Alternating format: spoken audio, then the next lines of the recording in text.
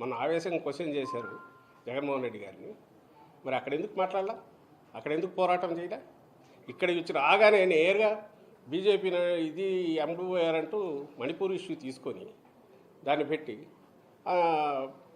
Christian వీళ్ళకి అన్యాయం జరిగింది, గుండెలు మండిపోతున్నాయని ఎందుకన్నారు? అజెండా క్లియర్గా కనపడట్లేదా? ఇది ఆమె అనుకున్నది కాదు. చంద్రబాబు నాయుడు గారు ఆయన లక్ష్యం 2-3 ఉన్నాయి. యాంటీ ఇన్కంబెన్సీ ఓటు ఏదైనా ఉంటే మొత్తం గొంపగుత్తుగా ఆయనకు రావాలి.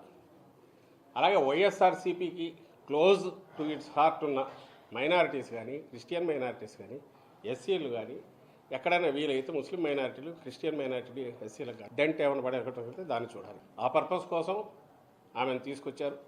అందుకే ఆమెతో అవే మాటలు మాట్లాడిస్తున్నారు, అవే పలుకులు ఆమె రిపీట్. అంతకుమించి మళ్ళీ ఆయనకు కొంచెం ఎక్కువైనా ఇష్టం లేదు. ఎందుకంటే యాంటీ ఇన్కంబెన్సీ ఓటు కొంచెం వాళ్ళు తీసుకోకపోతే అది మళ్ళీ తనకు ఎక్కడ దెబ్బ కొడుతుందో అని ఆయన భయం కూడా ఉంది.